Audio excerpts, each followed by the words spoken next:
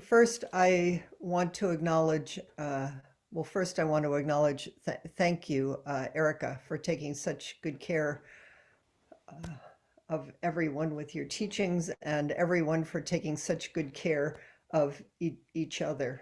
Uh, it's wonderful. Sangha and community.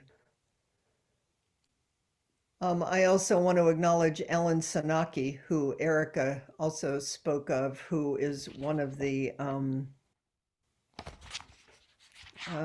not exactly sure. Let's see, what does it say? Prologue and Epilogue by Hosan Alan Sanaki, who when is designated as Mel Weissman's Dharma heir at the Berkeley Zen Center. And when Mel died, I think I just saw that that couldn't be. Anyway, when Mel died, 3 years. Wow, boy, time's amazing. Um, Alan became abbot, and he went in, I think, right before Christmas for a routine procedure. I think this is accurate or close enough. Came home and then had some kind of allergic reaction to the medications, and they took him back in, and he's been in ICU since. Sounds like kind of responsive, but not really. So, Unconscious. yeah, unconscious, but making some eye contact. So it's one of those things of you just don't know, don't miss this life and the people that are around you. And we'll continue to send lots of prayers and well wishes. So thank you for meeting online. I'm feeling a little disoriented by it, but it's all just fine. For meeting online this week, what happened during the retreat, which was really, really wonderful, is we were very careful, asked people to mask if they were coming in on airplanes. We tested before we went into Tassajara. We tested 3 days into it. We tested 5 days into it. Everybody was fine. Everybody tested negative. And then later on the fifth day, someone tested positive and came down with symptoms. So 5 days. And then again, we all tested. We were all careful. We were really doing good protocols, and thought we had all, and Tassajara had kind of escaped its spreading. And on the very last day, the day we were leaving, someone again tested positive. So 5 days, which I think is the CDC protocol, is I'm now uh, aware of wanting to pay attention. And five days for me from exposure to this person when we were leaving the valley will be on Thursday afternoon. And so I just didn't want to risk uh, exposing any of you. That's why we're online. And everything, fingers crossed, we'll be back in person on Tuesday.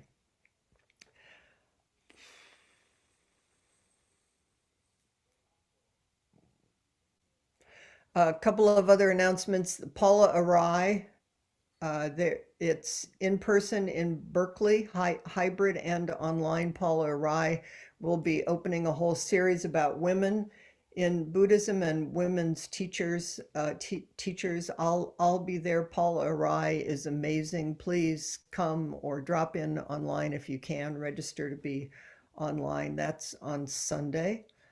And on January 28th, we are having a half-day sitting at my house. I guess we'll send out a map, and then we'll have a community meeting for the rest of the afternoon. And we'll send out, I guess, a kind of little agenda about that too. So those are my announcements.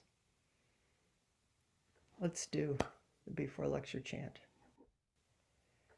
An unsurpassed, penetrating, and perfect Dharma is rarely met with even in 100,000 million kalpas.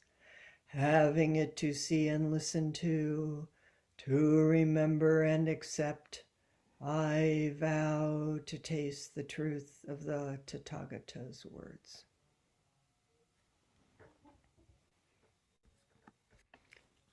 I guess I was gonna wear this, and I think maybe I will. It's from the retreat. One of the firefighters. Uh, it's a little. How do I? It's a little Buddha with a fire in its heart.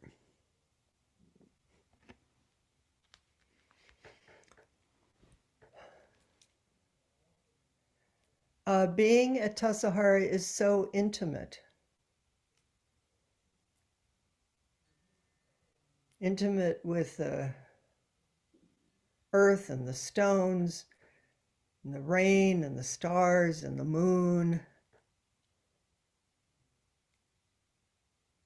with the ancestors who are us, that have been in the valley, the ones who will come, the ones who were there. And so intimate to meet for, I guess it was 9 days, in a retreat hall with total of maybe 30 wildland firefighters from all over the country, from different, some are smoke jumpers, some are hot shots, some are administrative. Sue was there. Oldest was 70, in their 70s. The youngest was in their 20s. And we sat and we practiced. And we shared our lives and became vulnerable and tender, and some people coming with huge burdens of sorrow and trauma of loss, because there is more and more loss happening because there's more and more fire and the earth is heating up. And just all holding each other. And I was realizing one of the things that I love the most, or one of the things that happened this year, was we were simultaneously with the community of cooks in the kitchen. And they weren't like over there in the kitchen. They were, well, we were eating all their yummy food, but they were completely equal participants in everything we were doing. And we did a wonderful ceremony at the end to thank them. And it felt completely seamless with the residents at Tassajara.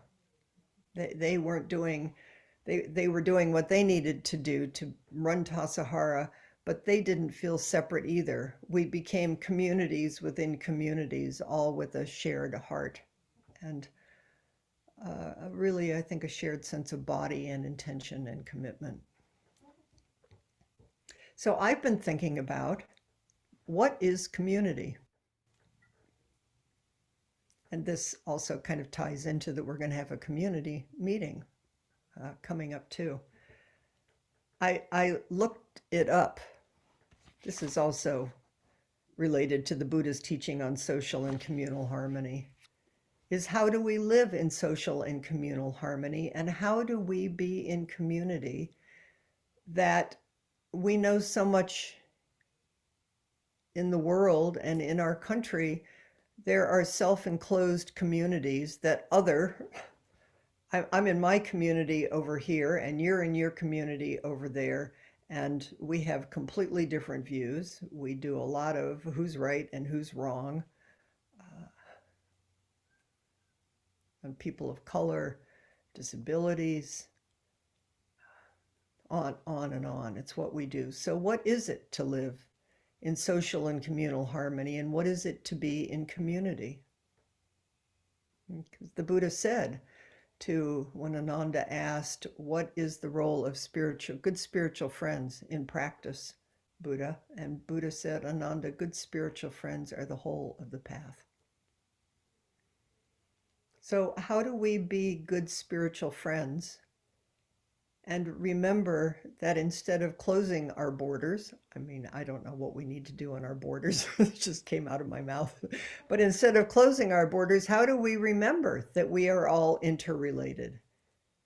So I looked up community. I like to look at the source, the root of words.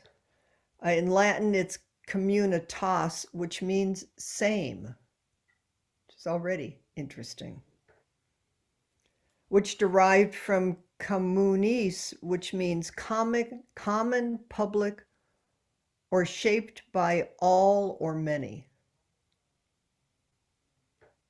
which comes then from the Latin. The prefix con means together, and munus means performing a service or being of service.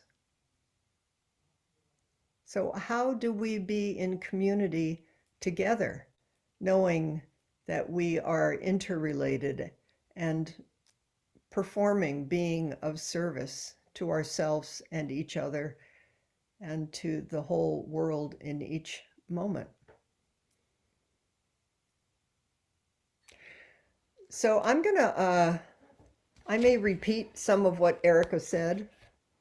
I probably will, and I apologize just because I always have the feeling of I need to hear things more than once. I don't know about you. I need probably to hear the same thing over and over again.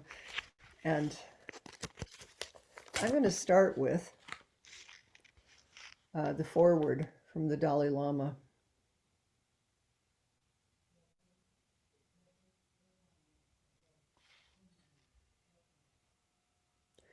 The Buddha saw that people can live together freely as individuals, equal in principle and therefore responsible for each other.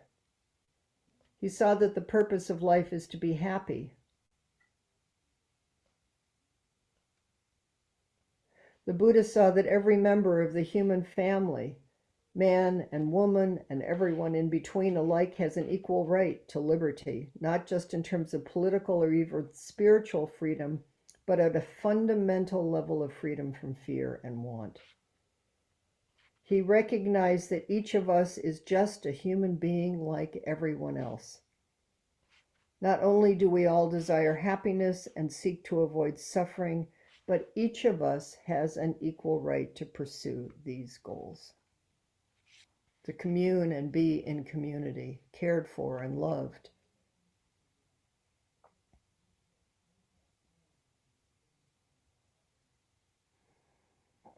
We human beings are social animals. Since our future depends on others, we need friends in order to fulfill our own interests. We do not make friends by being quarrelsome, jealous, or angry, but by being sincere in our concern for others, protecting their lives and respecting their rights. Making friends and establishing trust are the basis on which society depends. Oh my goodness. Like other great teachers, the Buddha commended tolerance and forgiveness in restoring trust and resolving disputes that arise because of our tendency to see others in terms of us and them.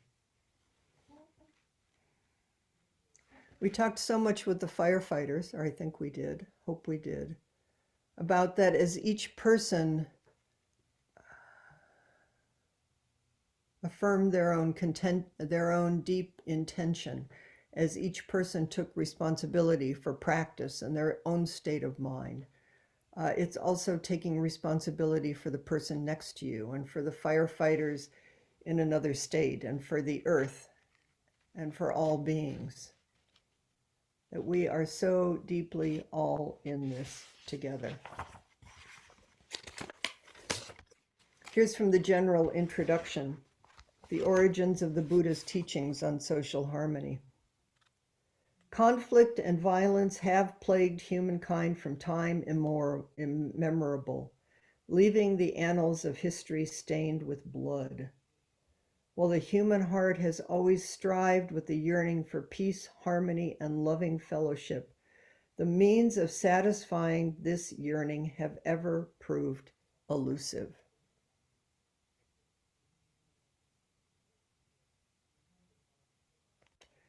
Been torn by wars, class struggles, masters and slaves, feudal lords and serfs, aristocrats and common people, capital and labor. The underlying dynamics of the power struggle remain the same. Communities are constantly threatened by internal strife, rival bids for power, differences of opinion, and competing interests among their members can tear them apart, giving birth to new cycles of enmity. I think I'm reading this and being really struck to the quick by how much we are in this time. The Buddha was in this time. This is what we human beings do in our confusion of greed, hate, and delusion, and this is what the Buddha's teachings were to address. A moving passage in the scriptures of early Buddhism testifies to this disparity between our aspirations for peace and the stark reality of perpetual conflict. On one occasion, it is said, Sakka, the ruler of the gods, visited the Buddha and asked the anguished question, why is it when people wish to live in peace without hatred or enmity, they are everywhere embroiled in hatred and enmity? I think everyone wants to live in peace. Everyone wants to be happy. Everyone wants the people around them to be safe and live in happiness. So what is this thing that we all keep doing because we can't put it out there? Let's just keep practicing and looking. The same question rings down the ages, and it could be asked with equal urgency about many troublesome spots in today's world. And then he goes on. This problem must also have weighed on the Buddha's heart as he traveled the Ganges plain on his teaching tours.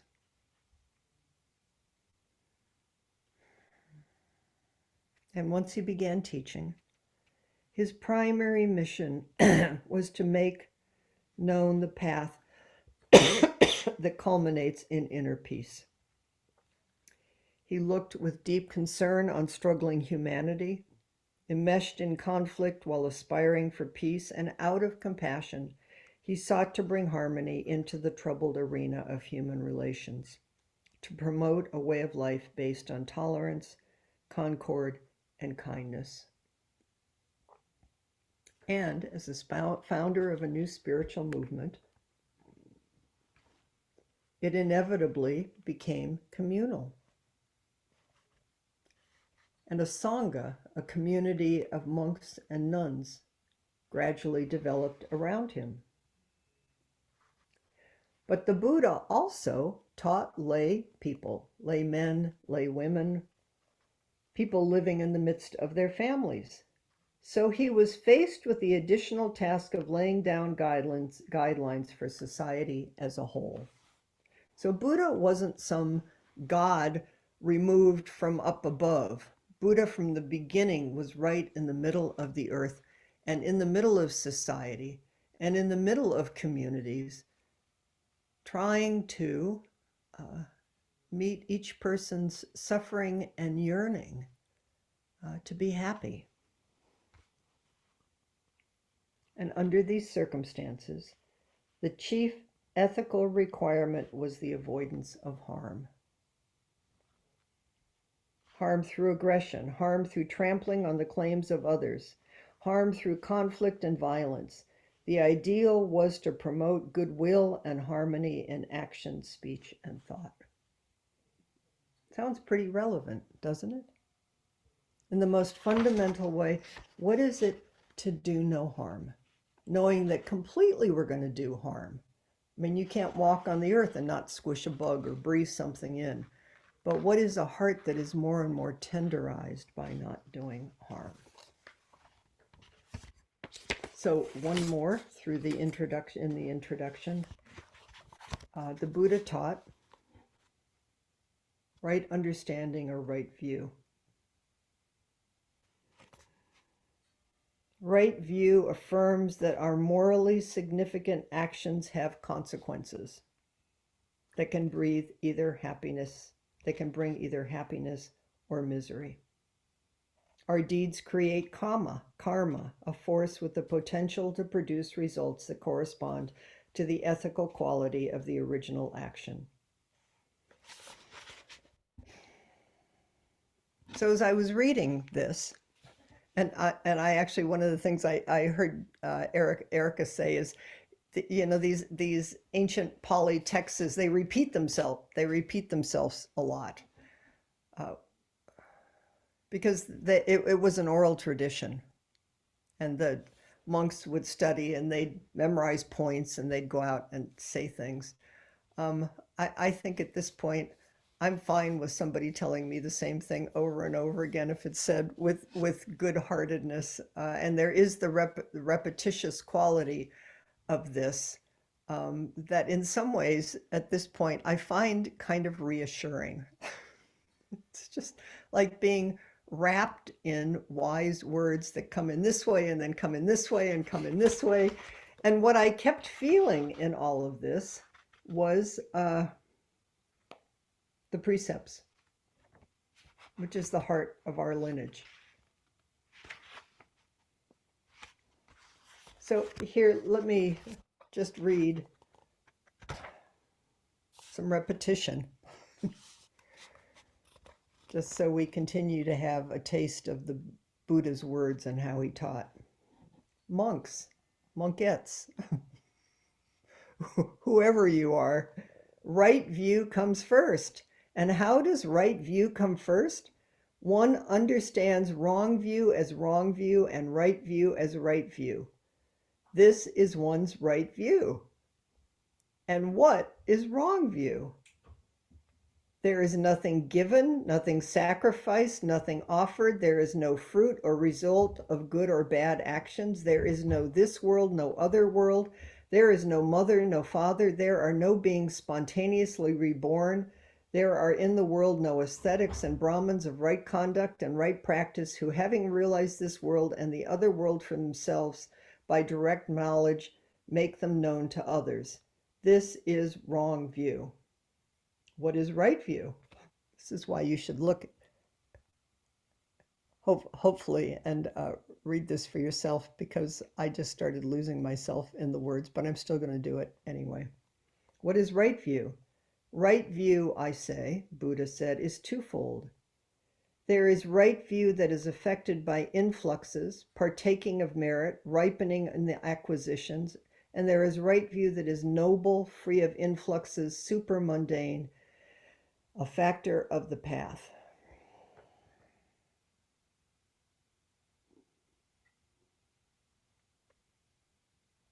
So we are subject to influxes. We are alive. Life will act upon us, and we will act upon life. Our choices matter. My good friend Ken Sawyer, who's a long-term practitioner, recently told me about a kid friend that he has who looked some people right in the eye, and what he says is, "That's what you get."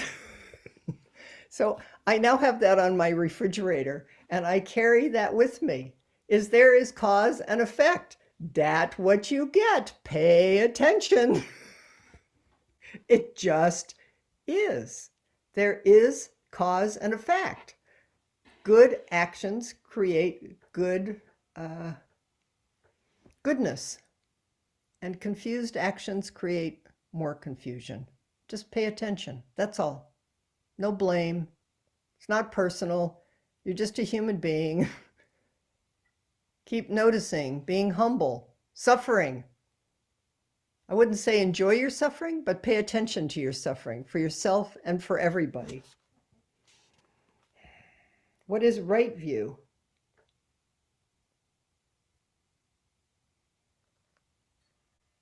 It's noble. And I would describe it as the intention to live by the four noble truths, the four ennobling truths. There is suffering. There's a cause of suffering. That's what you get. Greed, hate, delusion. I want it. I don't want it. Would you just go away? Would you, I mean, I think we get it. And you can wake up and live. And it was taught as the Eightfold Path. In our tradition, we teach it as the precepts. And let me just see. Right view, right effort, and right mindfulness. So we have a path. I can't tell you how happy the firefighters were to know that there's a path. Lots of people don't know. Not as dogma, but that there's a way to live and that we can help each other. That in community, by caring for this very person and the person next to you and on and on and on, we can transform and wake up this world. That social and communal harmony is possible, and it begins with us over and over again. Which then takes us to Chapter 2, Personal Training.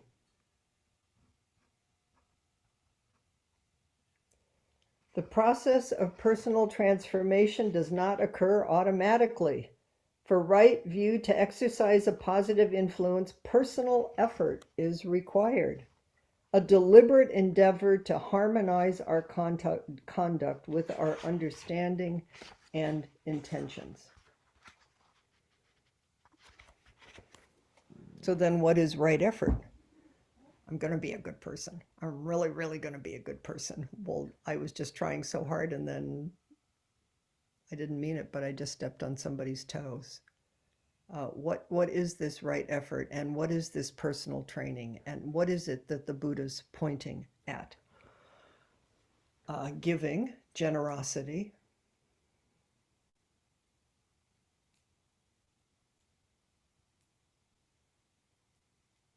and ethical behavior, the precepts, and the 4 immeasurable divine abodes, the Brahma Viharas, loving kindness, compassion, sympathetic or altruistic joy, and equanimity.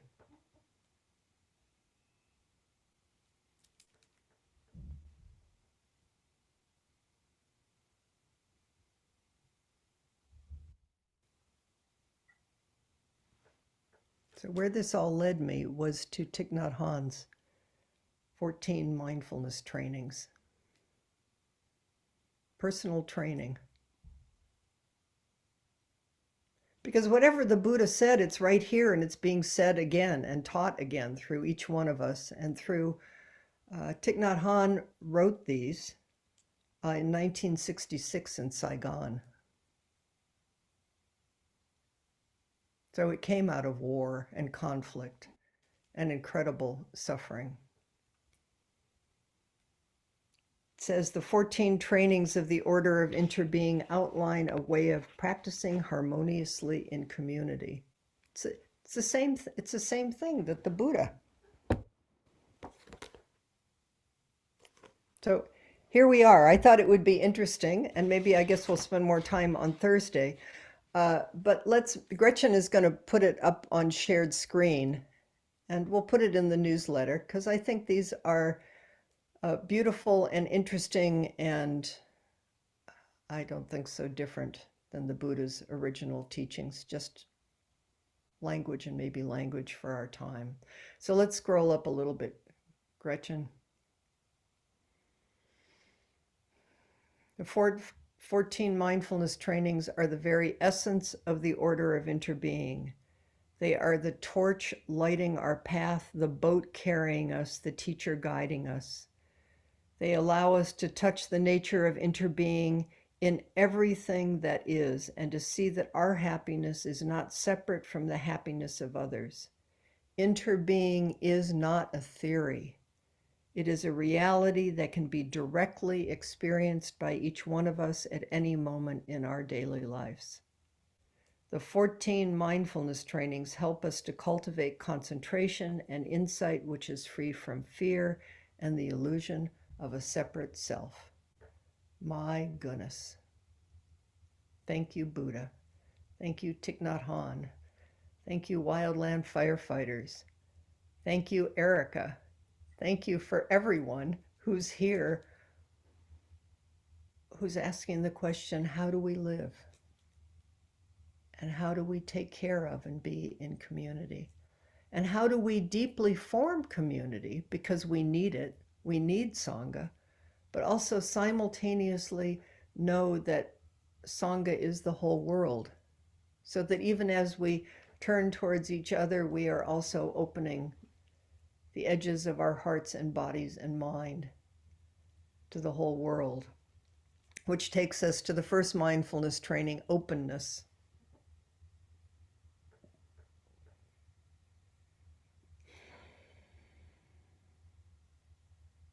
We will train ourselves to look at everything with openness and the insight of interbeing in order to transform dogmatism and violence in ourselves and the world.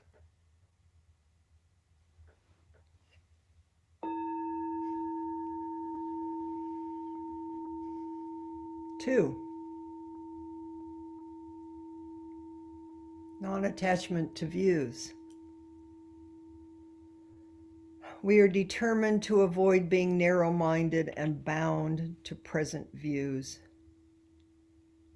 to being open to others' experiences and insights in order to benefit from the collective wisdom. It's revealed through the practice of compassionate listening, deep looking, and letting go of notions, rather than through the accumulation of intellectual knowledge. Truth is found in life.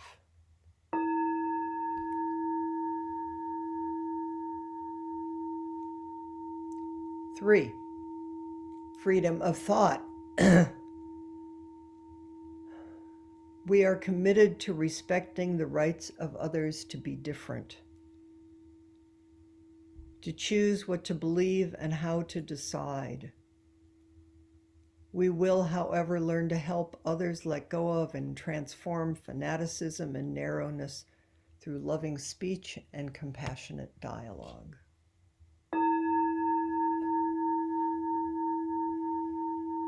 Awareness of suffering.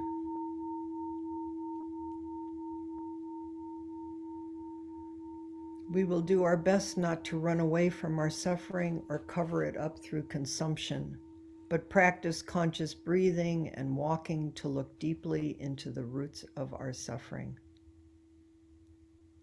Once we have understood our own suffering, we will be able to understand the suffering of others.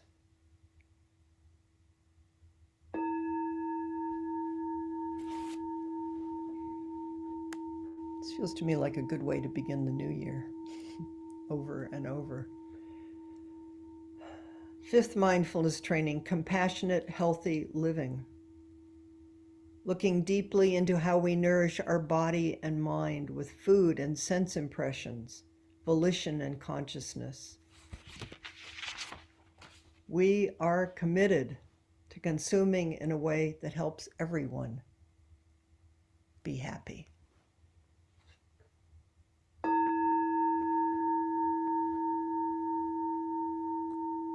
The sixth mindfulness training, taking care of anger.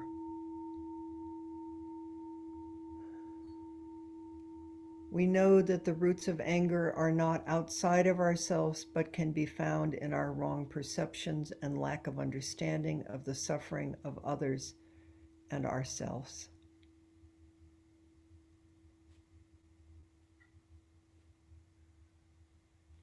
We cultivate looking through the eyes of compassion and recognize the preciousness of our relationships.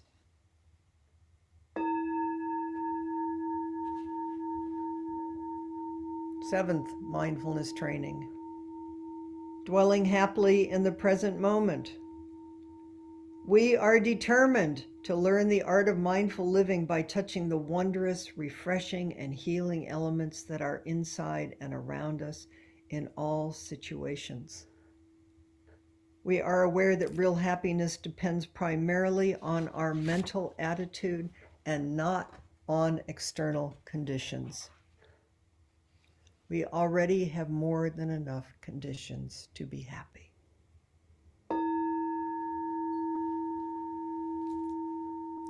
True community and communication. We are committed to training ourselves in the practice of compassionate listening and loving speech. Knowing that true community is rooted in inclusiveness and in the concrete practice of the harmony of views, thinking, and speech, we will practice to share our understanding and experiences with members in our community in order to arrive at collective insights. We will refrain from uttering words that create discord. We will take responsibility. We will not behave as a victim, but be active in finding ways to reconcile and to live the way we want to live.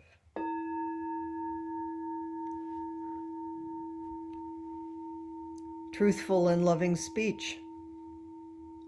We will speak and listen in a way that can help ourselves and others to transform suffering and see the way out of difficult situations. We will speak only with the intention to understand and help transform a situation.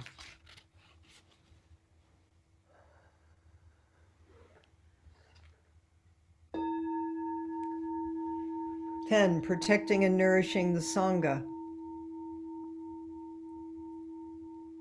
We should strive to change a situation without taking sides in a conflict. We are committed to learning to look with the eyes of interbeing and to see ourselves and others as cells in one Sangha body.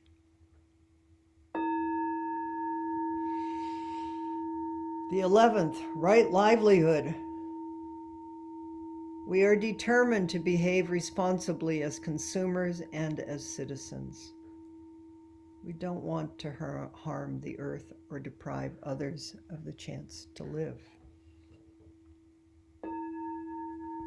And 12, reverence for life.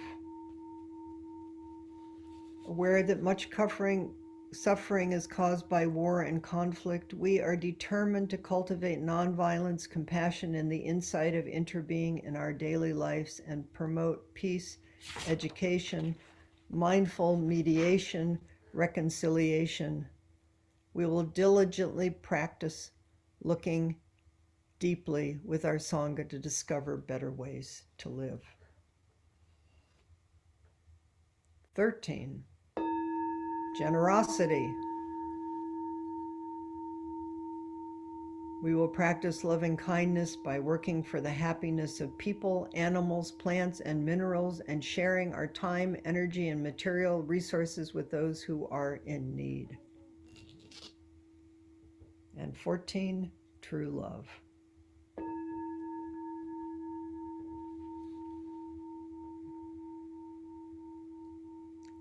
We are determined to learn ways to preserve and channel our vital energies for the realization of our bodhisattva ideal. We will do everything in our power to protect children and life. We commit ourselves to true love.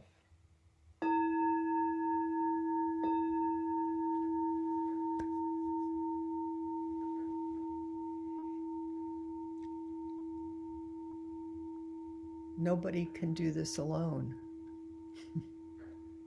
It's absolutely impossible because we were never alone anyway.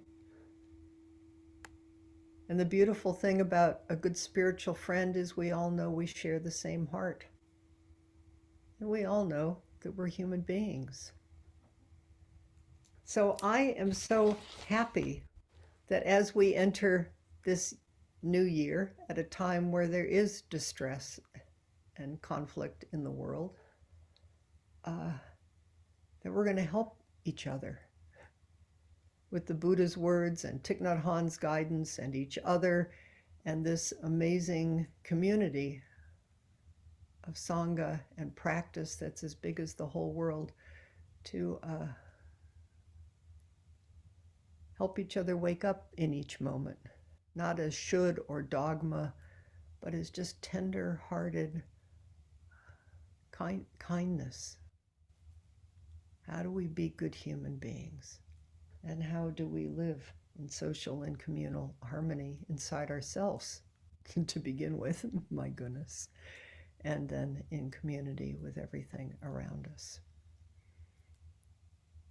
So that's how I enter the new year, and with great rejoicing that I actually saw it happen at Tassajara. Is we did it, and I see us doing it here. This isn't impossible. This is just small, everyday moments and deepening intention. So that's my entry that piggybacks on Erica's entry and each one of you, exactly where you are. And we have just a few minutes. How about, let's do this. How about if I go around and I'm going to call out your name, and each person just share one word that's in your heart as you enter this new year.